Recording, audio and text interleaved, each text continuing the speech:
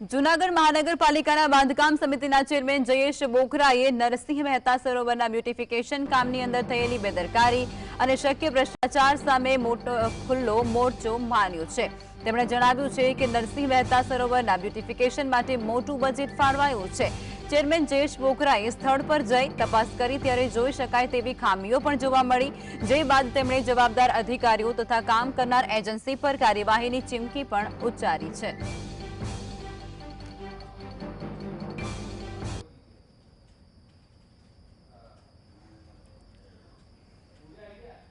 જે બ્યુટિફિકેશનનું કામ ચાલી રહ્યું છે ત્યાં સ્થળ તપાસ કરવા માટે હું ગયેલ અને ત્યાં જઈ અને જોતા મને એવું લાગ્યું કે ભાઈ જે દિવાલો ઉપર જે ટાઇલ્સ લગાવેલી છે, જે દિવાલો બનાવેલી છે એ ખૂબ જ નબળી ગુણવત્તાનું કામ થયેલ છે।